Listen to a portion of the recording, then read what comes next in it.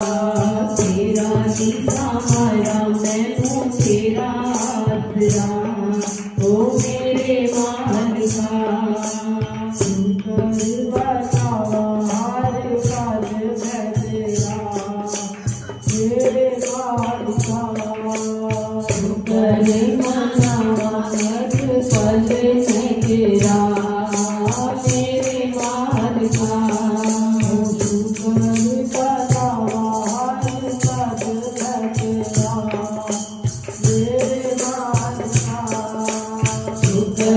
मनावा हर पल मैं तेरा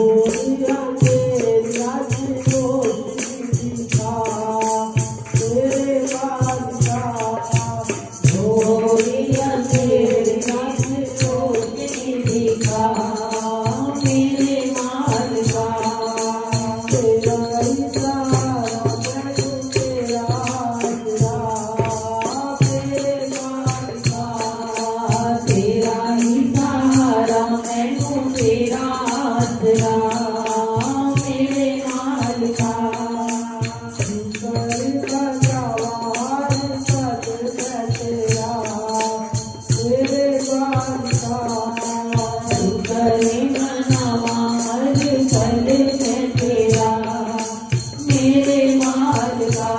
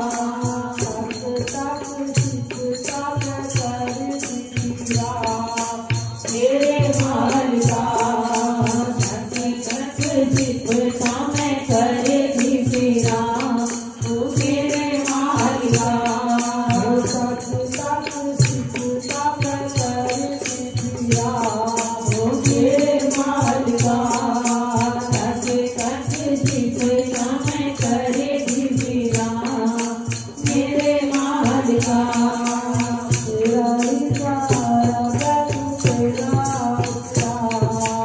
मेरे मालिका तेरा इशारा मैनू तेरा आसरा मेरे मालिका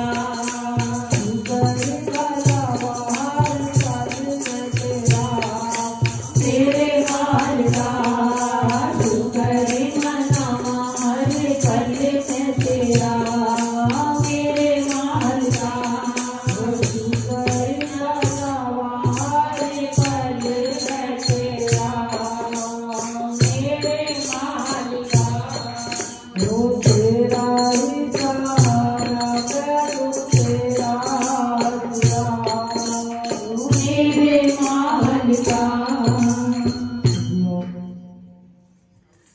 गुरु महाराज जी के चरणों के अंदर आए तेरा ही सहारा मैनू तेरा मालिक तेरा आसरा शुक्र मनावा हर पल रात को सोए तो गुरु महाराज जी का शुक्र गुजार करते सुबह उठे तो गुरु महाराज जी का शुक्र करें कि रात हमारी बड़ी अच्छी से सुबह आपके दर्शन करने के लिए हम दरबार के अंदर आए वरना सो जाते हैं पता भी नहीं चलता। ये गुरु महाराज जी की कृपा तो है कि जो हमें उठा देते हैं और हम उनके चरणों के अंदर आकर शुक्र गुजार करते हैं और फिर अगली कार्रवाई की हम शुरुआत करते हैं। दासी मंगे खैरा तेरे दर्श दिया ठंड पा दे अखियां ने तरस आज ठंड दर्श तो मिल जाता है लेकिन ठंड नहीं मिलती थोड़ा सा कुछ होता है गर्म हो जाता है। अब गुरु महाराज जी का ये भी चरणों के अंदर हम अरदास करें फरियाद करें कि हमारे हृदय के अंदर जो तपते दिल हैं इनके अंदर भी ठंडक पैदा करें। बात कुछ नहीं होती लेकिन हम बात को बढ़ाकर वो इतनी तपिश पैदा कर देती है कि ऊपर से लेकर नीचे तक तपना ही तपना पड़ जाता है। लेकिन जब दरबार में आते हैं ना गुरु महाराज जी के चरणों में तो सारी तपिश को अपनी तरफ खींच लेते हैं और हमें ठंडक दे देते हैं। कब जब हम उनका दर्शन करते हैं देखो कितनी कृपा करते हैं कितनी हमारे ऊपर मेहर लुटा देते हैं। इसलिए कह दिया घर अपने रोज मार याने बोगरा अंताकरण विच कदे छातियां ना मारी कभी अपने घर के अंदर तो हम सुबह भी लगाते हैं शाम को भी झाड़ू लगाते हैं बोकर लगाते हैं लेकिन कभी अंताकरण के अंदर भी तो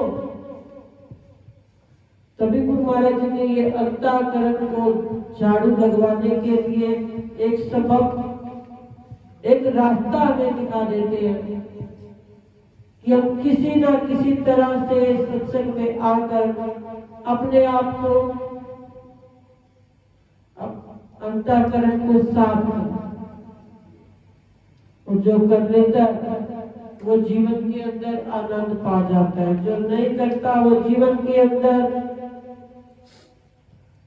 खुद ही परेशान रहने लग जाता है। तो हमें सतगुरु ने बड़ी कृपा से मानुष देह मिली और साथ में सतगुरु का दरबार लगा। सतगुरु से नाम दीक्षा मिली, जिससे हमारा ये जीवन स्वर्ग से सुंदर, सपनों से प्यारा है अपना दरबार। जहां मिलता हमें सतगुरु जी का हर पल हर घड़ी प्यार ही प्यार। तो ये स्वर्ग से सुंदर, सपनों से भी सुंदर है। सपनों के अंदर हम देखते हैं ना, चीज दिखती तो है लेकिन मिलती नहीं। सपन के अंदर हम चीज को देखते हैं, स्पर्श भी करते हैं, लेकिन वो चीज हमें जागने के बाद हाथ पल्ले पड़ती है। सपना आया और गया। स्वर्ग भी वैसा ही है, जहां चीज वस्तु हमें मिलती है, लेकिन जैसे ही हमारा कर्म भोग समाप्त हुआ तो वो वस्तु हमारे हाथ से, लेकिन ये दरबार उससे भी सुंदर। यहाँ मिलने के बाद कभी वापस देना भी नहीं पड़ता, और कभी गुरु महाराज जी वापस लेते भी नहीं। वो केवल देते ही देते हैं और हम लेते ही लेते हैं। गुरु महाराज जी का काम है देना, और हमारा काम है, हमारा काम एक होता है देना, अपने प्रेम को देना, बस, बाकी कुछ नहीं देना। इसलिए हम प्रेम पैदा तब होगा जब हम अंतःकरण विच झाड़ू भी लगाएंगे। इसको साफ करने के लिए सत्संग में आएंगे। ये झाड़ू है,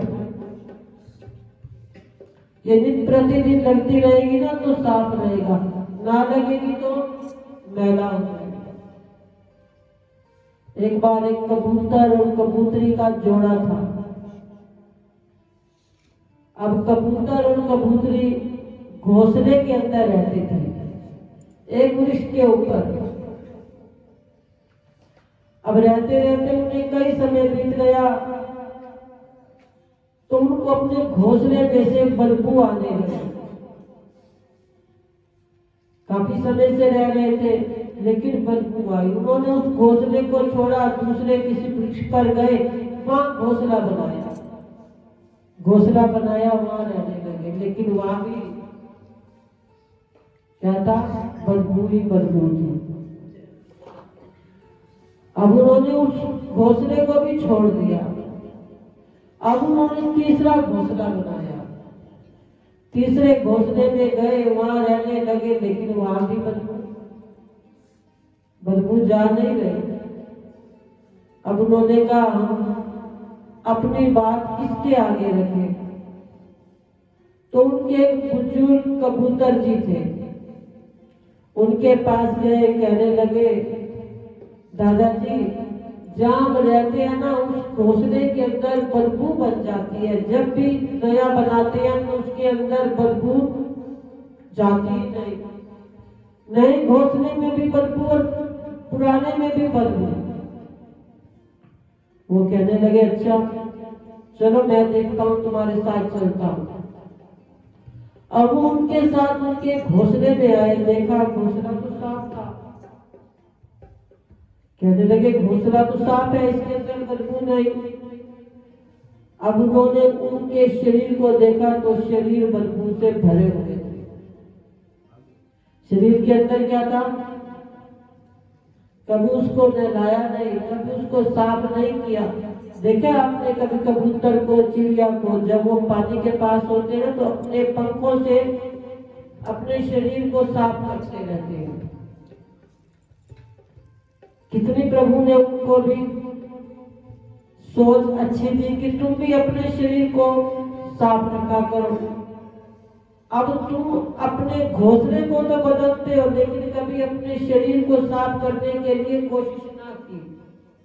इसीलिए कह दिया घर अपने रोज मारिया ने बोकरा अंतःकरण विच कदे झातियां ना। कभी हमने अपने अंतःकरण में देखा, हमें यह लगता है वो गंदा बंदा है, वो बड़ा बुरा व्यक्ति है, उसके साथ हम व्यवहार नहीं करेंगे। लेकिन कभी अपने अंतःकरण में देखा कि हम गंदे, हमारे अंदर ये विचार ऐसा क्यों आया? अरे गंदेपन का हमारे अंदर भाव क्यों पैदा हुआ? क्योंकि हमारा मन गंदा हुआ उसके लिए, तो मन हमारा गंदा था, इस कारण से हमें उसके अंदर बुराई नजर आई या ना आई? तो इसलिए पहले अपने अंतःकरण को साफ करेंगे तो दूसरा, हमें दूसरे बड़े बुरे लगते हैं, तो इसलिए पहले अपने आप की सफाई करें, अपने अंतःकरण मैले को धोएं। वह कौन से साबुन से धोएंगे? अरे सतगुरु के सत्संग से धोएंगे। दरबार में आने के बाद दर्शन करने से देखो हमारा अंतःकरण, यहाँ बैठे हुए हमें किसी के साथ कोई ना लाड लगती है, ना लगाव, ना किसी के साथ लड़ाई, ना झगड़ा। यहाँ हमें सब एक समान लगते हैं। क्यों लगते हैं? क्योंकि ये सबको एक समान देखने वाले, और जितनी देर हम इनके पास बैठे रहते हैं तब तक ये अपनी कृपा हमारे ऊपर करते हैं। लेकिन जैसे ही हम इस वाइब्रेशन से बाहर गए, एक दूसरों को देखा, उनका जैसा मन हमारा मन वैसा बन गया, जैसा उनका भाव वैसा हमारा भाव, और जैसा हमारा भाव हमें वो भी वैसे नजर आए। होता ही है नहीं? यहाँ बैठे तो हमें सत्य के दर्शन हुए, तो हमें सब क्या नजर आए? सचेत आनंद नजर आए। और बाहर गए, वहां में सचेत आनंद खुद भी, जैसे ही हमने एक दूसरे को देखा वैसे हमारे भाव बनते चले गए, हमारे अंदर विकार पैदा होते चले गए, हमारे अंदर दुर्भावनाएं पैदा होती चली गई। तो इसलिए हर पल हर घड़ी गुरु महाराज जी को यही कहो, तेरा ही सहारा मैं हूं, तेरा मेरे मालिका, शुक्र मनावा हर पल मैं तेरा, मेरे मालिका। कि हर घड़ी हर पल आप जैसा ही मेरे जीवन के अंदर पूरा दिन वैसा ही व्यवहार करता है। और व्यवहार तब बनेगा जब हम अपने आप को सत्संग के द्वारा वैसा जीवन भी बनाएंगे। जीवन बनाएंगे तो उसका सहारा हमें अवश्य मिलेगा। क्यों नहीं मिलता हमें? यहाँ बैठे हुए सहारा है, यहाँ बैठे हुए भी आसरा है, लेकिन बात जाते हुए सहारा क्यों नहीं होता? वहां हमारे मन विकारों से क्यों भर जाते हैं? क्योंकि वहां मन में आपका सहारा मन बनने लग जाते हैं, वहां भी इनका आसरा नहीं देते, वहां अपना आसरा देते हैं। तभी मन के अंदर दुर्भावनाएं घेर देती है। तो हर घड़ी हर पल गुरु महाराज जी से क्या मांगो? हर क्षण हर पल मुझे आपका ही सहारा हो, बाकी किसी का ना हो। जब ये बात हम अपने हृदय के अंदर विचार कर देंगे, जैसे घर के अंदर रोज झाड़ू से घर साफ रहता है, गंदगी से दूर रहता है, वैसे हमारा अंतःकरण मन भी इन विकारों की गंदगी से दूर हो जाएगा। तो आओ हम भी होली के रंगों के अंदर इस पानी की बौछारों से अपने मन को साफ बनाते हैं। नित्य प्रतिदिन इस पानी की बौछार से अपने अंतःकरण को शुद्ध करते रहे और नया रंग गुरु महाराज जी के नाम का चढ़ाते रहे, तो हमारा होली महोत्सव, ये उत्सव, ये श्री गुरु महाराज जी के जन्मदिन का इतना सुंदर, ये हमारे को एक त्योहार के साथ भी और बड़ा सम्मेलन बन गया। प्यारे श्री महाराज जी का क्या था? जन्म उत्सव का त्योहार था, और होली का क्या बन गया? साथ में सम्मेलन बन गया। तो आओ इस सम्मेलन के अंदर, इस समारोह के अंदर हम सभी सम्मिलित होकर अपने जीवन को बनाए, अपने जीवन को निखारे, जिससे हमारा तन मन सब श्री गुरु महाराज जी के चरणों से शुद्ध होता रहे, साफ होता रहे, और हम गुरु चरणों की सेवा करके जीवन को आनंदित करते हैं। बोलो श्री गुरु महाराज की जय। बोलो प्रिय श्री सत्यु रामानंद महाराज